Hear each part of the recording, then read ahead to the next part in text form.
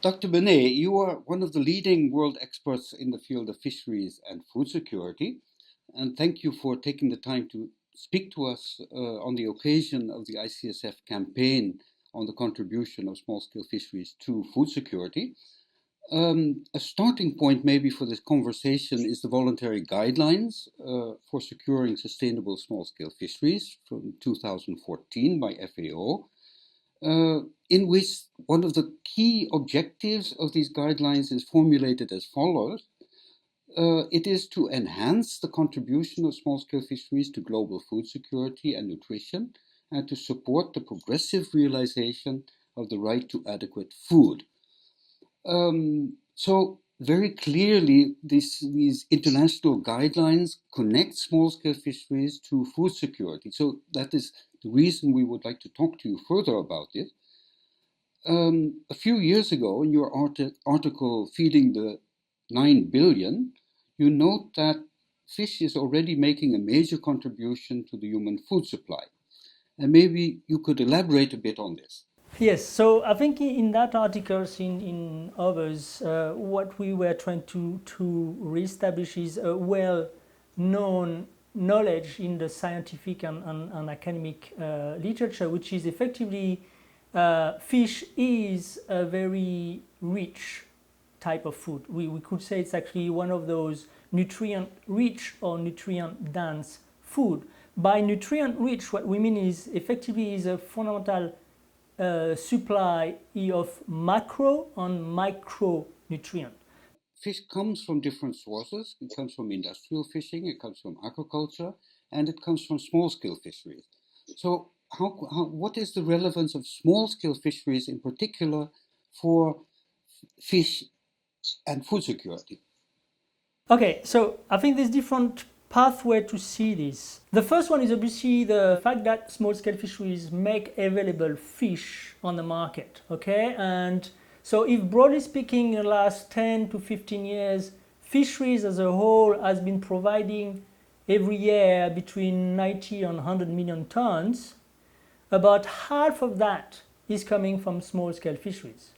And perhaps more importantly, the almost totality of those 50 million tons are essentially for what we call direct human consumption, as opposed to the larger scale fisheries where 20% of the production is actually diverted and not used directly for the human consumption. So in that sense, the contribution of small-scale fisheries is as important, if not more important, than the larger scale fisheries. In addition, you have to keep in mind that all those small-scale fisheries employ a lot of people and therefore allow those people to purchase food, not just fish, but food in general, all over the world. Food security is not only about having sufficient food, but it is also about other things like affordability. Could you say something about that? So I think there's two elements in your question here. So there's the first one, which is effectively, building on maybe the work of essentially Amartya Sen in the 1980s.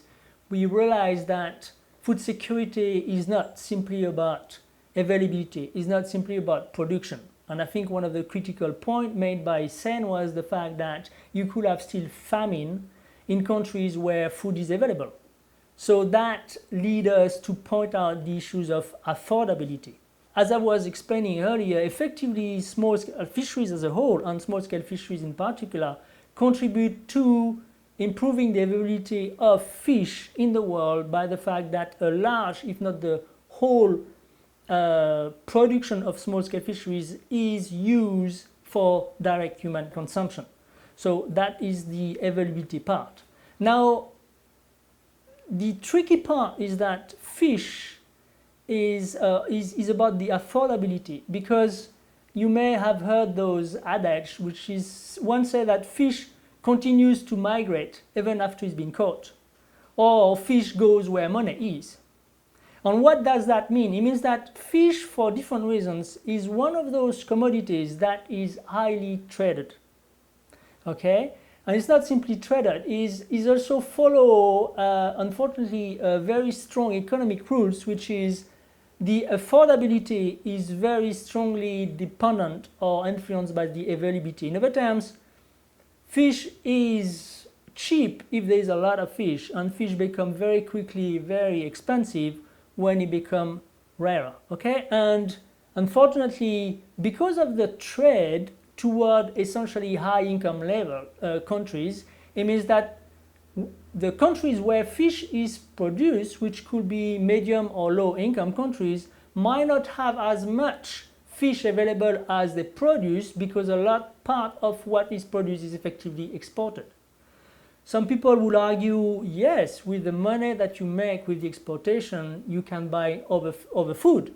But the food which is bought may not be as rich from a food and nutrition perspective than the fish that is exported. So there's a very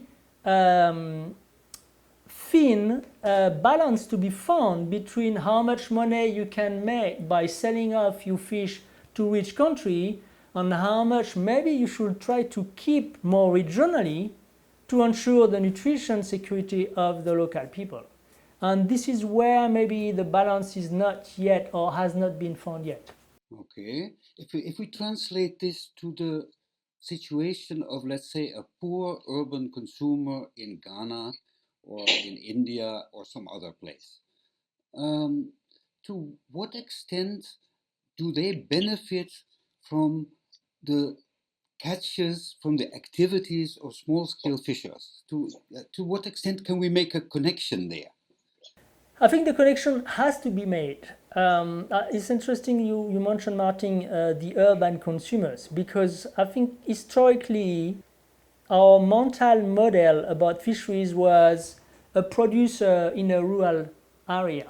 So for people that have been working in fisheries, mainly what they were talking about were those, small-scale fishers that, as I say, live and operate in rural area. And we know actually very little about the consumers of the fish in the urban context. So I think I wouldn't be able to tell you the story, but I would very encourage a lot of academics and practitioners to dive into that part of the system, which we know very little. We know very little, but we can only imagine that, in fact, since now more than 50% of the population in the world live in urban context, we should definitely pay more attention to that part of the equation. This brings me to another important point which you brought forward in one of your papers in 2015, a paper called Contribution of Fisheries and Aquaculture to Food Security and Poverty Reduction, in which you note that, opening the quote, international food security experts and decision makers seem unaware of the potential that fish can play in the fight against malnutrition. Would you say this is still the case? This was an observation you made a few years ago. Is this still the case? Do you see changes happening? I think it's still the case, even if situation is improving. Effectively, when it comes to discussion and debate on food security and nutrition, fish was not part of the discussions. Food security, as I was saying, was fundamentally reduced to an issue of production. And fish is not too much about quantity. As I was telling you earlier, it may contribute 50% of the protein you need per day, but it only contributes few percent of the calorie you need. And if you reduce food security issues to a number of calories, then fish is not part of the equation. It's only recently with, for instance, the work of some people who have been pushing very far on the nutrition part, that we started to realize not simply that food nutrition is not about simply calorie, but it's also about quality of food. And in that sense, that fisheries can play a bigger role. Let's move to the future. So there are concerns that small-scale fisheries may not be able to maintain this food provisioning role in future. Can you comment a bit? Yes, I think I would say in absolute number, yes, it will continue. I was saying, I think we could probably expect that the contribution of fisheries will stabilize at the level which is, at the present time, around 90 to 100 million tons per year. And the share of the small-scale fisheries in that will remain what it is if we are reasonable and if we continue the effort that has been done in the last 20 years to make those fisheries sustainable. Okay, so in absolute number, the contribution of small-scale fisheries could be maintained. Now, in relative number, obviously it will decline for the two reasons you mentioned, both the term of growing population, and the other aspect is the continuous growth of aquaculture, which will also contribute to the relative reduction of the contribution of small-scale fisheries to that overall equation. There are many discussions in the fisheries field about the role of gender, the roles men play, women play, etc. And many people would argue that in considering the role of small-scale fisheries in supplying food security needs, the gender perspective is essential. Would you agree with that? Yes, I would agree, and I will expand it a bit. I think we have so far seen one side of the equation of the contribution of women to the fisheries and the small-scale fisheries sector, which is the well-documented evidence that women are involved, not too much in the production side, but in the transformation processing aspect.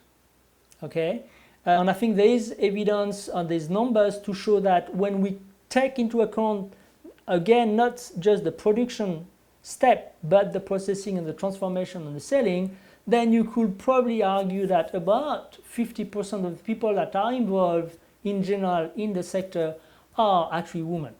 So that in itself is actually something, but I think it's been established. What I think we're missing still is from the nutrition perspective. The science have shown that women, for very different reasons, are actually the best entry point to try to improve nutrition at the household level. So if we don't simply see women as the sort of supplier of the fish, but also the person who will be cooking it, who will be actually ensuring that the children and the older people are actually having their share, then you can actually add an additional layer, if you want, in your sort of discourse around the importance of women in fisheries in relation to nutrition and food security.